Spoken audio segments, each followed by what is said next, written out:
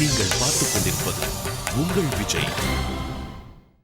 தியானம்னாலே கூட்டமாக இருந்து தியானம் பண்ணாலே நம்ம கண்ணை மூண்டிருப்போம். வரிசையாக இந்த பக்கம் பாய் போட்டிருப்பா, இந்த பக்கம் பாய் போட்டிருப்பா. அப்படியே 100 பேருக்கு 100 பேர் பெரிய வரிசையெல்லாம் உட்காந்து வச்சிருப்பா.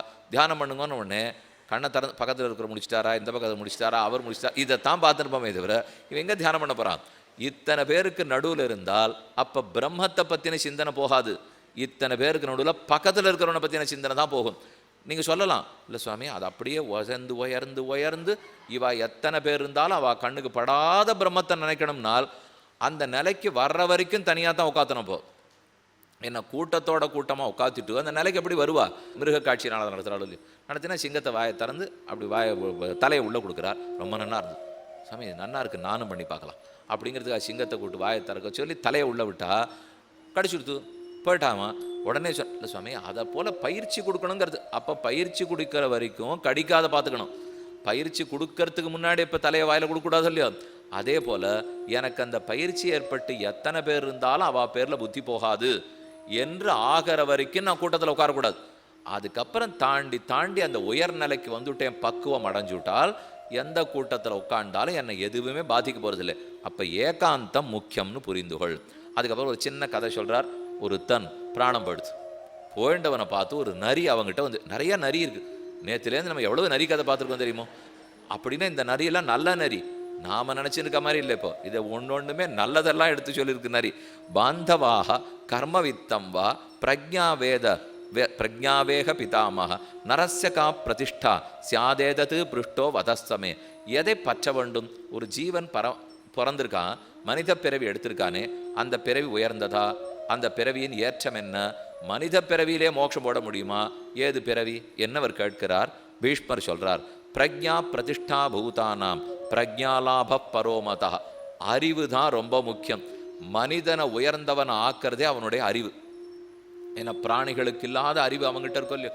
அதனால தான் அரிதறிது மானிடராய் பிறத்தல் அரிதுன்னு சொல்கிறோம். இந்த விஷயத்தில் உனக்கு ஒரு கதை சொல்கிறேன், கேட்டுக்கோ.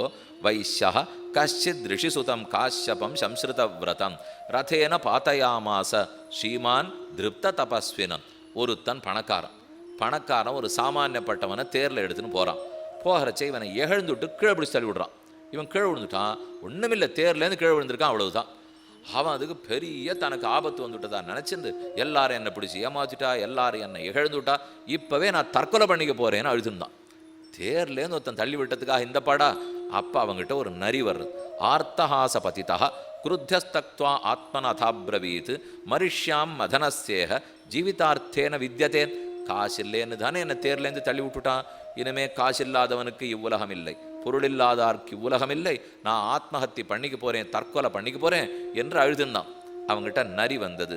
இந்திரஹா ஸ்ருகால ரூபேண, இந்திரனே நரி ரூபம் எடுத்துட்டார். எடுத்துன்னு அந்த மனுஷன்ட்ட வந்து, அரிதரிது மனுஷத்தேச்ச விப்ரத்வம் சர்வையேவ அபிநந்ததி. நீ மற்ற பிராணிகளாக பிறக்காம மனுஷனா பிறந்திருக்கே, மனுஷனா பிறந்து பிராமணனா பிறந்திருக்கேன். மனுஷோ பிராமணச்சாசி ஸ்ரோத்ரியச்சாதி காஷ்யப. அதுக்கு மேலே வேதம் வேற படிச்சுட்டே, வெறும் பிராமணனால வேதத்தையும் கத்திருக்கேன். இத்தனை ஆனப்புறம் என்னத்துக்காக நீ தற்கொலை பண்ணிக்கணும்னு சொல்கிறே? அப்போ அவன் பதில் சொல்கிறான், தனம் இல்லாத இருந்து என்ன லாபம்? பணம் இல்லை, எனக்கு ஒன்றும் பட்டு பதவி இல்லை, அதனால தானே என்னை தள்ளி விட்டுட்டார்கள். சர்வே லாபாக சாபிமானாக இது சத்தியவதி ஸ்ருதி சந்தோஷணீய ரூபோசி லோபோத்தியபிமன்யசே அஹோ சித்தார்த்ததா தேஷாம் ஏஷாம் சந்தீக பாணையா. அப்போ இந்த நரி அவனை பார்த்து கேட்கறது, உங்ககிட்ட பொருள் இல்லை அதனால தற்கொலை பண்ணிக்க போகிறேன்னு சொல்கிறியே. இப்போ நான் சொல்கிறேன், நீ உட்காந்து 2 கையால் முகத்தை மூடின்னு இப்போ அழறையோ இல்லையோ. நான் அழணும்னு நினச்சா எனக்கு மூடிக்கிறதுக்கு கை இல்லை, நான் தற்கொலை பண்ணிவிட்டோமா? உனக்கு இந்த இடத்துல அரிப்படுத்துதுன்னா நான் சொரிஞ்சுக்கிறியோ இல்லையோ, அதை பண்ணணும்னா எனக்கு கை இல்லை, அதனால் நான் இப்போ அழட்டமாக உட்காண்டு என்ன அவ்வளோ தூரம் இதோ ரொம்ப நானா குடுமி வச்சுட்டுருக்கேன், இழுத்து பிடிச்சி கட்டின்னு இருக்கேன், நான் ஏதானு எனக்கு அழகாக சிகை அலங்காரம் பண்ணிக்கணும்னா என்னால் முடியுமா? முடியாது இல்லையோ. அதனால் நான் வேணா இப்போ தற்கொலை பண்ணிக்கிட்டோமா? ஒத்தொத்தனும் தனக்கு இல்லாததை பிடிச்சுன்னா அதுக்காக தற்கொலைனா பண்ணிகிட்டே இருக்க வேண்டியதான் லோகத்தில்.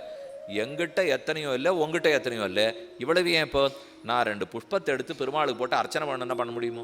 அதுக்கே எங்கிட்ட கையிலேயே உங்ககிட்ட இருக்கேன்னு பார்த்த பிராமணன் நிறைய அர்ச்சனை பண்ணணுங்கிறதே. அந்த அளவுக்கு இதுக்கு ஞானத்தோட பேசுறது. இப்போ நம்ம தான் புத்தி கட்டுப்பட்டோம் போல் இருக்கு. இப்போ நரி சொல்றது, எனக்கு யாரானு வஸ்திரதானம் பண்ணால் உடுத்திக்கணும்னா என்னால் உடுத்திக்க முடியுமா? உன்னால தானே உடுத்திக்க முடியும். அதிஷ்டாயச்ச காம் லோகே புஞ்சத்தே வாகயந்திச்ச, எல்லாத்தையும் விட்டுடு. என்னை பார்த்து நரி நரின்னு எத்தனை பேர் கேலி பண்ணுறா, இவன் கேலி பண்ணுறாங்கிறதுக்கான உயிரை விட்டுட்டோமா? அப்போ பார், உன்னோட ஒப்பிட்டு பார்த்தா எனக்கு எத்தனை ஆபத்து இருக்குது பற்றியா? இது ஒன்றுமே உனக்கு கிடையாது. இப்போ திருப்தியாக இருக்கே, ஒருத்தரும் உன்னை ஏசலை, என்ன பிடிச்சி தள்ளியிருக்கான், தள்ளினவனை பற்றி நீ எங்கே கவலைப்படுற? இப்போ என்னை எத்தனையோ பேர் நித்தியம் வச்சுட்டு இருக்கா, நரினாலே குள்ள நரிங்கிறா, பாப்பத்தினால பிறந்ததுங்கிறா, ஏமாத்திடுங்கிறா, மனுஷர்களுக்குள்ள யாரான்னு ஏமாத்தினாலே குள்ள நரிங்கிறா. அப்போ இத்தனை தூரம் என்னை எடுக்கிறதே எல்லாரும் ஏசத்துக்கு தான் புரிஞ்சுட்டியா? ஆனால் நான் கவலையே படலையே அமைதியாக இருக்கேனே. இப்போ நீ கேட்கலாம், இந்த நரி சரீரத்தை ஏன் நீ விடலை? நீ விட்டுடலாமே. நான் எப்படி மனுஷ சரீரத்தை விட்டுணும்னு நினைக்கிறேனோ, நரி சரீரத்தை நீ விட்டுடலாமேனால் எனக்கு ஒரு பயம், மனிதா இதை விட மோசமான பிறவி கிடச்சுட்டா, அதனால தான் நான் இதுவே தேவையில்லைன்னு வச்சுருக்கேன். இப்போவான்னு நரியாக இருக்கேன், ஓட முடியும், வேட்டையாட முடியும். ஒரு புழுவாக பிறந்துட்டேன்னா, அடுத்தது எறும்பாக பிறந்துட்டேன்னா கால்லன்னா மிதிப்பட்டு சாகணும். அதுக்கு நான் தயாராக இல்லை. அதனால் யாருமே ஒன்று புரிஞ்சுக்கணும், இப்போ இருப்பது நல்லது, இதுக்கப்புறம் தாழ்ந்ததாக கிடச்சுடுத்தோன்னா என்ன பண்ணுவோம்? இந்த அறிவு வந்ததுன்னா தான் நீ இந்த நல்லத்தை வசத்திக்கிறதுக்கு பண்ணுவேன். இல்லைன்னா இந்த நல்லது கிடைச்சதுக்கு இப்போ குறைஞ்சுண்டு இருந்தியானா எப்படி நீ வாழ்க்கையில் வசர போகிற? அதனால் கிடைச்சத்த நல்லதுன்னு புரிஞ்சுக்கோ. என்ன இந்திரன் நரி ரூபத்தில் வந்து சொன்னார், பவேஸ்துவம் யத்யபி துவாட்யா ந ராஜா நச்ச தெய்வதம் தேவத்வம் பிராப்பிய சேந்திரத்வம் நைவ துஷ்யேதி சதி. அப்படியே நீ இதை போல குறை சொல்லிட்டு இருக்கவனா இருந்தா, நாளைக்கு தேவ பிறவி கெடுத்தா கூட இப்படியே தான் சொல்லுவேன். பிரம்மா பிறவி எடுத்தாலும் இதைத்தான் சொல்லிட்டு இருப்பேன். இருக்கும் பிறவியில் நன்மையை தேடி புகுந்தவன் தான் வாழ்க்கையில் நன்மை அடைகிறான். அடுத்து சொல்றார், பாபம் பாபத்தில் கொண்டு போய் தூண்டும், புண்ணியம் புண்ணியத்தில் கொண்டு போய் தூண்டும். காலம் ரொம்ப முக்கியமானது. சுகப்படணும்னு சொன்னா அப்ப தர்மத்தை கண்டிப்பா ஆச்சரிக்க வேண்டும் என்கிறதோட ஒரு பகுதி முடிஞ்சு, இனி பரத்வாஜர் பிருகுவனிடத்துல போறார். அவர் ஹிமாச்சலத்தில் உட்காந்து தபஸ் பண்ணிட்டு இருக்கார். பரத்வாஜர் பிருகுவனிடத்துல போய், ஆத்மானா என்ன, ஜகத்து எப்ப சிருஷ்டிக்கப்பட்டது, பிரம்மாவை 6 சிருஷ்டித்தார்கள். அத்ராப்யுதாஹரந்தி மிம விதிஹாசம் புராதனம் பிருகுணா அபிகிதம் சாஸ்திரம் பரத்வாஜாய பிரிச்சதே. பரத்வாஜர் ஹிமாச்சலத்துக்கு வந்து பிருகுவிடத்தில் கேட்டார். கைலாச சிகரே திருஷ்டுவா தீப்யமானம் மஹௌஜசம் பிருகும் மகர்ஷி மாசீனம் பரத்வாஜா அன்வபிருச்சத. அமர்ந்திருந்த பிருகுவனிடத்தில் பரத்வாஜர் ஆத்மாவை பற்றி கேட்க போறார்.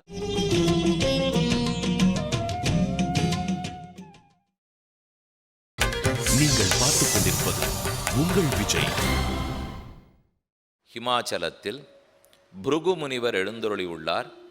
அவரிடத்தில் பரத்வாஜர் செல்கிறார். அவர் பல விஷயங்களை பற்றி கேட்கிறார். பிருகு அதுக்கு பதில் சொல்றார் என்கிற அளவுக்கு பார்த்துருந்தோம். முதல்ல பரத்வாஜர், எப்படி உலகம் சிருஷ்டிக்கப்படுகிறது, யார் படைக்கிறார்கள், எதை காரணமாக கொண்டு படைப்பார்கள்? இந்த மேஜை பண்ணப்பட்டிருக்குன்னால் மரத்தால் பண்ணப்பட்டிருக்குன்னு தெரியும். கடிகாரத்தை பண்ணால் இரும்பால் பண்ணியிருக்கான்னு தெரியும். இந்த வேஷ்டியை பண்ணால் நூலால் நெஞ்சிருக்கான்னு தெரியும். இப்படி லோகத்தில் ஒன்று எத்தால் பண்ணப்பட்டிருக்குன்னு தெரியறதே. உலகம் முழுக்க எத்தால் பண்ணப்பட்டிருக்கு. அதுக்கு எது உபாதான காரணமாக இருக்கும்? ஒரு குடத்தை பண்ணணும்னால் மண்ணு தானே உபாதான காரணம். மண்ணு தான் குடமாக மாறப்போகிறது. அதை போல் எது இந்த பிரபஞ்சமாக மாறியிருக்கு? இவ்வளவு பெரிய பிரபஞ்சம் இருக்கே, எதை கொண்டு பெருமாள் பண்ணியிருக்கார் அப்படின்னா, குடத்துக்கு மண் போலே உலகத்துக்கு எது என்று கேள்வி. இப்போ இந்த கேள்விக்கெல்லாம் நாம் பதில் பார்க்க போகிறோம். இப்போ இன்றைக்கி விஷயங்கிறது சில சூக்ஷ்மமான அர்த்தம், ஆனால் அவசியம் புரிஞ்சிக்க வேண்டிய அர்த்தம். கொஞ்சம் கஷ்டப்பட்டால் தான் புரிஞ்சுக்கிறதுக்கு முடியும். அடியேனும் கஷ்டப்பட்டு விடுறேன், நீங்களும் கொஞ்சம் கஷ்டப்பட்டுனா தான் அதை புரிஞ்சிக்க முடியும். ஏன்னா இப்போ சிருஷ்டி கூட ஓரளவு புரிஞ்சு போயிடும். அதுக்கப்புறம் ஆத்மா எப்படிப்பட்டதுன்னு ஸ்தாபிக்க போகிறார். ஆத்மா கிடையாதுன்னு பரத்வாஜர் சொல்கிறார். பிருகுவுக்கு ரொம்ப ஆச்சரியம். பரத்வாஜர் நீரா பேசுறீர், யாரோ நாஸ்திகர் பேசுகிறா அப்புறம் சொல்கிறீரே. அடியன் பேசலே, அவளுக்கு பிரதிநிதியாக பேசுகிறேன். இப்படி தான் பல பேர் கேள்வி கேட்குறா. அந்த கேள்விகளுக்கெல்லாம் நான் உங்ககிட்ட பதில் வாங்கித்தான் ஆகணும். அதனால பெரியோர்கள் எல்லாரும் தாங்களே தங்களுக்காக பேசிக்கிறான்னு மட்டும் நினச்சக்கூடாது. பல பேருக்கு வருங்காலத்தில் சந்தேகங்கள் வரும் இல்லையோ, அந்த சந்தேகத்துக்கெல்லாம் பாரதத்தில் விட தேடுவாளோ இல்லையோ. இப்போ நாம் இந்த நாள்லேயே ஒரு புஸ்தகம் எழுதி வச்சுக்க முடியும்? இதை போல் பழைய புஸ்தகத்தை ஆதாரமாக கொண்டால்தான் யாருமே நம்புவா. அப்போ தான் நமக்கு புரியவும் புரியும். புதுசாக இப்போ நான் ஒரு புஸ்தகம் எழுதி இதைத்தான் பாரதம் சொல்லியிருக்குன்னு யாரு கேட்டுப்பா? பாரதத்தை அது இருந்தால்தான் கேட்டுக்கொள்வார்கள். நல்ல சூக்ஷ்மமான அர்த்தம். பரத்வாஜர் பிருகுவனிடத்தில் கேட்குறார், உலகம் எப்படி படைக்கப்படுகிறது? ரொம்ப சுலபம். எப்படி ஒரு குயவன் மண்ணை வைத்து கொண்டு மண்பானையை பண்ணுகிறானோ அதை போல் உலகத்தை இன்னான் இதை வைத்து கொண்டு பண்ணுகிறான். இப்படித்தானே பதில் சொல்லி ஆகணும். எப்படி ஒரு நெசவாளி பஞ்சை வச்சுண்டு வேஷ்டி நெஞ்சு விடுறாரோ, எப்படி ஒரு பொற்கொல்லர் தங்கத்தை வச்சுண்டு மோதிரம் பண்ணி விடுறாரோ, எப்படி ஒரு தச்சன் மரத்தை வச்சுண்டு மேஜை பண்ணி விடுறாரோ, அதே போல் ஆரோ ஒருத்தர் எத்தையோ ஒன்றை வச்சுண்டு ஜகத்தை படைச்சுடுறார் என்று தானே சொல்லி ஆகணும். ஏன்னா எந்த ஒரு செயலாக இருந்தாலும் ஒரு கர்த்தா வேணும், யாரோ ஒருத்தர் செய்கிறவர் வேணும், ஒரு காரணம் வேணும், எதை கொண்டு செய்கிறாருங்கிறது வேணும், காரியம் வேணும், எது உருவாயிருக்குன்னு வேணும். இந்த 3 சப்தங்களை முதல்ல மனசில் வாங்கிக்கோங்க. கர்த்தா, காரணம், காரியம். கர்த்தா செய்பவன், நெசவாளின்னு ஞாபகம் வச்சுங்க. காரணம் பஞ்சு, பஞ்சை வைத்து கொண்டு தான் வேஷ்டி பண்ணி ஆகணும். காரியம் வேஷ்டி, வேஷ்டி காரியம் உருவான பொருள். கர்த்தா நெசவாளி உருவாக்குறவர், காரணம் பஞ்சு, எது மாறுமோ அது காரணம், அதுதான் உபாதான காரணம். ஆனால் லோகத்திலே இந்த காரணத்தையே 3 பேரால் சொல்கிறது உண்டு. ஒன்று உபாதான காரணம்னு சொல்லுவார்கள், இன்னொன்று நிமித்த காரணம்னு சொல்கிறோம், மூணாவதாக சககாரி காரணம்னு சொல்லுவோம். திரிவித காரணம். ஒரு பக்கம் உங்களுக்கு தெரிஞ்ச 3 காரணம்: சிருஷ்டிக்கு காரணம், ரக்ஷணத்துக்கு காரணம், சம்ஹாரத்துக்கு காரணம். படைத்தல், காத்தல், அழித்தல் 3 காரணங்கள் இருக்குதுன்னு நமக்கு ஏற்கனவே தெரியும். ஆனால் இப்போ சொல்ல போகிறது வேற 3 காரணங்கள். உபாதான காரணம்னு ஒன்று, நிமித்த காரணம்னு இன்னொன்று, சககாரி காரணம்னு இன்னொன்று. இப்போ உங்களுக்கு தோணும், இந்த கஷ்டமான வார்த்தையெல்லாம் இப்போ நாங்கள் தெரிஞ்சுக்கணுமா, அதனால் ஏதான லாபம் உண்டா? கண்டிப்பாக உண்டு. இந்த சப்தத்தை பார்த்து மிரண்டு போட வேண்டாம். இப்போ அந்த சொல்லுக்கு இருக்கிற உதாரணம் புரிஞ்சு போச்சுன்னா எல்லாமே புரிஞ்சுப்படும். உபாதான காரணம்னா மண். எப்படி ஒரு குடத்தை பண்ணுறோமோ அந்த குடத்தை மண்ணை கொண்டு தானே செய்ய வேண்டும். அப்படின்னா உபாதானத்துக்கு என்னன்னு நம்ம விளக்கம் சொல்லலாம். எது எதுவாக மாறிடுறதோ அது அதற்கு உபாதான காரணம். திரும்ப வேணா சொல்கிறேன். எது எதுவாக மாறுகிறதோ அது அதற்கு உபாதான காரணம். மண் பானையாக மாறித்து, அப்போ மண் பானைக்கு உபாதான காரணம். பஞ்சு வேஷ்டியாக மாறித்து, அப்போ பஞ்சு வேஷ்டிக்கு உபாதான காரணம். மரம் மேசையாக மாறித்து, அப்போ மரம் மேசைக்கு உபாதான காரணம். வேணும்னா வீட்டு பாடமாக நீங்கள் ஒரு 100 எழுதி பாருங்க. ஏன்னா இப்படி தானே சின்ன வயசில் நமக்கு சொல்லிக் கொடுத்தா. இப்படி எழுதி எழுதி எழுதினா தான் புரியும். ஏன்னா அப்படியே மேலோட்டமாக கேட்டோம்னா சட்டுன்னு மனசுக்குள்ளே இறங்காது. அதுக்கப்புறம் சரி அவருக்கு தெரிஞ்சதெல்லாம் இன்றைக்கி சொல்லியிருந்தார் அப்படின்னு சொல்லிட்டு எழுந்து போடுவோம். அப்படி போகக்கூடாது இல்லையோ. அப்போ எது எதுவாக மாறுகிறதோ அது அதற்கு உபாதான காரணம். மண் குடம் பண்ணுறதுக்கு உபாதான காரணம். மண் மட்டும் இருந்தால் குடம் எழுத முடியுமா? ஒரு குயவன் வேணுமோ இல்லையோ. வெறும் பஞ்சு இருந்தால் வேஷ்டி நெஞ்சிட முடியுமா? ஒரு நெசவாளி வேணுமோ இல்லையோ. இந்த நெசவாளியோ குயவனோ தச்சனோ பொற்கொல்லனோ இவாளெல்லாம் என்னன்னு சொல்லலாம்? இவர்கள் எல்லாரும் தான் சங்கல்பிக்கிறவா.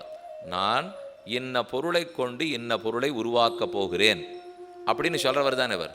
நெசவாளி தானே சங்கல்பம் எடுக்கிறார். நான் பஞ்சை கொண்டு புடவை நெய்ய போகிறேன். அதே போல் தச்சன் நான் மரத்தை வச்சுட்டு மேஜையை பண்ண போகிறேன். யாரொருத்தருக்கு அறிவு இருக்கிறதோ, யாரொருத்தன் சங்கல்பம் எடுக்கிறானோ அவனைத்தான் நிமித்த காரணம்னு சொல்லணும். அப்போ நிமித்த காரணத்துக்கு தேவை என்ன? அவருக்கு ஞானம் இருக்கணும்.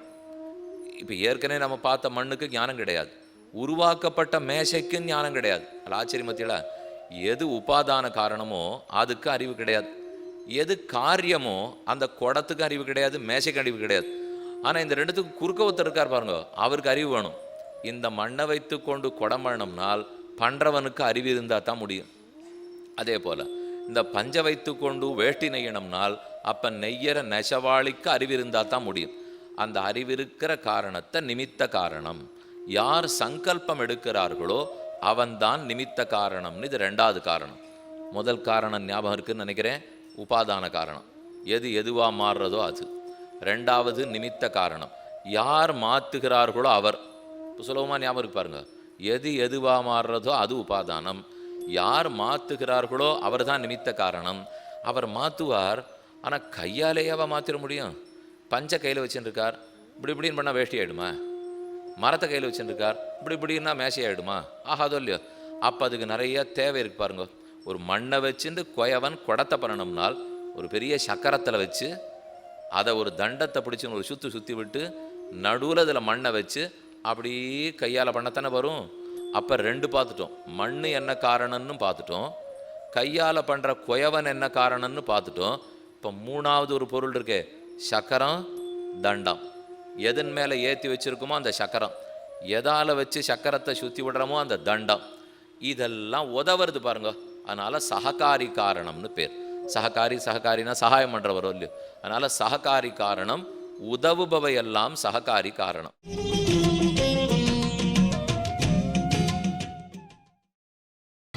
நீங்கள் பார்த்துக் கொண்டிருப்பது உங்கள் விஜய். இப்போ உபாதான காரணம் மண்ணு, சககாரி காரணம் சக்கரமும் கம்பும், நிமித்த காரணம் குயவன். இதே போல் இப்போ இந்த பிரபஞ்சத்துக்கு வருவோம். பிரபஞ்சம்ங்கிறது காரியம், உருவாக்கப்பட்ட பொருள். இது எல்லாத்துக்கும் ஒரு கர்த்தா இருக்கணும், அவர் தான் நிமித்த காரணமாக இருக்கணும். கர்த்தாங்கிறதையும் நிமித்த காரணங்கிறதையும் இப்போதைக்கு ஒன்றா வச்சுடலாமா? ஒன்றும் அதில் குழப்பம் இல்லையே. கர்த்தாங்கிறவர் செய்கிறவர் தானே சங்கல்பம் எடுக்க போகிறார். நான் மண்ணை கொண்டு குடத்தை உருவாக்கப் போகிறேன் அப்படிங்கிற சங்கல்பம் அவர் தான் எடுத்துக்கிறார். அதை எடுப்பவன் தான் கர்த்தா. அந்த கர்த்தா தான் இப்போ நிமித்த காரணம். அவரும் புரிஞ்சு போச்சு. நிமித்த காரணம் உலகத்துக்கு யாரு, உபாதான காரணம் எது, சககாரி காரணம் எது. இது நான் சொல்கிறச்சேவே இப்போ என்னன்னு சொல்லியிருக்கேன். எது உபாதான காரணம், எது சககாரி காரணம், யார் நிமித்த காரணம், எது நிமித்த காரணம்னு சொல்லலை. இப்போ யார் நிமித்த காரணம் அப்பன்னா சங்கல்ப ஞானம். இதை நான் செய்ய போகிறேங்கிற சக்தி யாருக்கு இருக்கோ, சங்கல்பிக்கக்கூடிய அறிவு யாருக்கு இருக்கோ, அவர் தான் நிமித்த காரணமாக முடியும். இப்போ எப்போவாவது மண் எழுந்து நின்றுண்டு நான் குடமா போகிறேன்னு சொல்லி பார்த்துருக்கீங்களோ? சொல்லவே சொல்லாது. எப்போவாவது குயவன் எழுந்து நின்றுண்டு நான் குடமா போகிறேன்னு சொல்லி பார்த்துருக்கீங்களோ? ரெண்டுமே கிடையாது. அப்போ என்னன்னு சொல்லுவா? மண்ணு சொல்லவே சொல்லாது, குயவன் சொல்லுவார். ஆனால் மண்ணை வச்சுட்டு குடம் பண்ண போகிறேன்னு சொல்லுவார். நான் குடமாக போகிறேன்னு சொல்ல மாட்டாரோ இல்லையோ? அப்போ மண்ணும் தண்ட சக்கரமும் குயவனும் மூன்று விதமான காரணங்கள். அதே போல் இந்த லோகத்துக்கு எது காரணமாக இருக்கும்? இவ்வளோ பெரிய பிரபஞ்சம். இது என்ன குயவர்கள் நிறையா பேர் இருக்கா, பொற்கோலர்கள் நிறையா இருக்கா, தச்சர்கள் நிறையா பேர் இருக்கா, எத்தனையோ பேர் இருக்காளே. அதனால் இது ஒத்தொத்தரை வச்சுன்னு ஒத்தொத்தரைங்க படைச்சிட முடியாது. இது எல்லாம் சேர்ந்ததுன்னே இந்த பிரபஞ்சம். அப்போ இவ்வளவு பெரிய பிரபஞ்சத்தை படைத்தது யார்? இதுக்கு உபாதான காரணம் எது, இதுக்கு நிமித்த காரணம் ஆறு, இதுக்கு சககாரி காரணம் எது? இப்போ தான் தேடுதல் ஆரம்பிச்சுது. இதுக்கு யார் தெரியுமா உபாதான காரணம்? பிரம்மந்தான். பிரம்ம உபாதான காரணம்னா நிமித்த காரணமாறு அதே பிரம்மந்தான். அப்போ சககாரி காரணமாறு அதே பிரம்மந்தான். பிரம்மமே தான் உபாதான காரணம், பிரம்மமே தான் நிமித்த காரணம், பிரம்மமே தான் சககாரி காரணம். இதில் சட்டுன்னு உங்கள் எல்லார் மனசுக்கு இப்போ எதை ஒத்துணுடுவீள்? நிமித்த காரணம் பிரம்மம்னு யாருக்கும் சந்தேகம் இல்லை இப்போ. ஏன்னா அவர் தானே உலகத்தை உருவாக்க போகிறேன்னு சொல்கிறார். பகுஸ்யாம் பிரஜாயேய ஹந்தாக மிமாஸ்திஸ்ரோ தேவதாக அனேன ஜீவேன ஆத்மனா அனுப்பிரவிஷ்ய நாமரூபே வியாகரவாணி உபனிஷத்து, சாந்தோக்கிய உபனிஷத்து. ரொம்ப ஆச்சரியமாக சிருஷ்டியை பற்றி சொல்கிறது. பிரம்மம் முதல்ல சங்கல்பம் எடுத்துக்குமா. சதபோ தப்பியத சதபஸ்தப்துவா இதகும் சர்வம் அசிருஜத. இதுவும் தைத்திரிய உபனிஷத் வாக்கியம். அந்த பிரம்மம் தபஸ் பண்ணித்துன்னா நினைச்சு சொல்கிறது. நான் இப்படி பல பல பல பல வஸ்துக்களோடு இருக்கிற பிரபஞ்சமாக ஆகப்போகிறேன். வார்த்தையை நன்னா கவனிச்சுங்கோ. நான் பிரபஞ்சமாக ஆகப்போகிறேன். இதை ஒரு குயவன் சொல்லியிருப்பரா, தச்சன் சொல்லியிருப்பரா, நெசவாளி சொல்லியிருப்பரா? நான் மேசையாக ஆகப்போகிறேன், நான் குடமாக ஆகப்போகிறேன், நான் புடவையாக ஆகப்போகிறேன், நான் சங்கிலியாக ஆகப்போகிறேன். கேள்வியே பட முடியாது. இப்படின்னு ஒருத்தரும் சொல்லவே முடியாது. அப்போ அந்த தச்சன் என்னன்னு சொல்லணும்? நான் மரத்தை வச்சுட்டு மேஜை பண்ண போகிறேன்னு தான் சொல்லணும். ஆனால் இங்கே பிரம்மம் என்ன சொல்கிறார்? நான் உலகமாக ஆகப்போகிறேன்கிறார். உடனே முதல்ல குறிப்பு போட்டுருங்கோ. எது எதுவாக மாறுகிறதோ அதுதானே உபாதான காரணம். அப்போது மண்ணு குடமாக ஆச்சு, மேஜை மரம் மேஜையை ஆச்சு, இரும்பு கடிகாரமாக ஆயிற்று, பிரம்மம் உலகமாக ஆயிற்று. அப்போ அதே வரிசையில் எழுதினா உலகத்துக்கு எது உபாதான காரணமாக இருக்கணும்? பிரம்மந்தான். அப்படின்னாலே கூட ஒன்று வந்துடும், மாறணும்னு வந்துடும். ஏன்னா மண்ணு மாறினாத்தானே குடம், அதே போல் தங்கம் மாறினாத்தானே சங்கிலி, பிரம்மமும் மாறினாத்தானே பிரபஞ்சம் ஆக முடியும். ஏன்னா பிரம்மம்னா பிரம்மம். அது என்ன மண்டபமாக இருக்குமா, விளக்கா இருக்குமா, விசிறியாக இருக்குமா, என்னவா இருக்கும்? அப்போ என்னென்னமாவது மாறணும். அந்த மாறுதலுக்குட்பட்டா தான் பிரம்மம் உபாதான காரணமா இருக்க முடியும். ஆனா அது சொல்லிக்கிறது, பிரம்மமே சொல்லிக்கிறார், நான் பலவாக ஆகப் போகிறேன். எப்ப அவர் ஆகப் போகிறேன்னு சங்கல்பிச்சுட்டாரோ அப்ப உபாதான காரணம். அவர் எப்ப சங்கல்பித்தாரோ அப்ப நிமித்த காரணம். ரெண்டும் புரியற சொல்லியோ. அவர் எப்ப ஆகப் போகிறேன்னு சொன்னாரோ அவர் தான் உபாதானம். அவர் எப்ப நான் ஆகப் போகிறேன்னு சங்கல்பம் எடுத்துக்கிறாரோ அப்ப அவர் தான் நிமித்த காரணம். அவரே தான் மாறுறார், அவரே தான் மாற போறேன்னு சொல்றார். மாத்த போறேன்னு சொல்றது அவர், மாறுறது அவர். அப்படின்னா மாறுறது எதுவோ அதான் உபாதான காரணம். மாற்ற போறேன்னு சொல்றவராரோ அவர் தான் நிமித்த காரணம். ரெண்டுமே பிரம்மன்தான். அப்படின்னா எங்களுக்கு புரியல சுவாமி. இப்போ என்ன நாராயணன் இருப்பார், அவர் கிடுகிடுன்னு மாறி ஜமக்காலம் ஆயிடுவாரா? என்ன அவருங்கிறீர்? இப்போ பஞ்சு மாறி ஜமக்காலமாகி நாங்கள் பார்த்துருக்கோம். நாராயணனே மாறி ஜமக்காலம் ஆயிடுவார்னால் இதுக்கு ஸ்வேதகேது உத்தாலகர்னு தாப்பனாரும் பிள்ளையும் அவ 2 பேர் இதை பற்றி பேசிக்கிறார். ஸ்வேதகேது போய் 12 வருஷம் ஆச்சாரிய நடத்துல படிச்சுட்டு வந்தான். ஆனால் அவன் வந்து நிற்கிறத பார்த்தா மரம் நிற்கிறாப்பல் நிற்கிறான். ஒன்றும் தலையில் ஏறினதாவே தெரியல.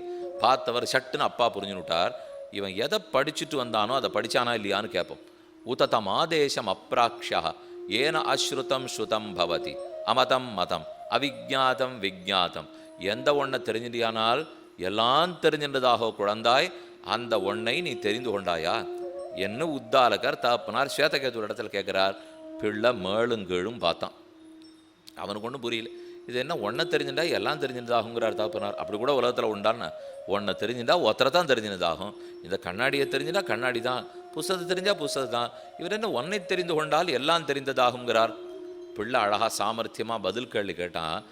எந்தோ ஒன்றை தெரிஞ்சுட்டா எல்லாத்தையும் தெரிஞ்சினதாகும்னு சொல்கிறீர், அதை நான் தெரிஞ்சுட்டேனா இல்லையா ஏதுங்கிறதெல்லாம் அப்புறம் வருவோம். இந்த பேச்சுக்கெல்லாம் நான் இப்போ வரல. எனக்கு இப்போ முதல் கேள்வி இருக்குது, ஒன்றை தெரிஞ்சுட்டா எல்லாம் தெரிஞ்சின்றதாகும் நீரே, அதையே நான் நம்பலை.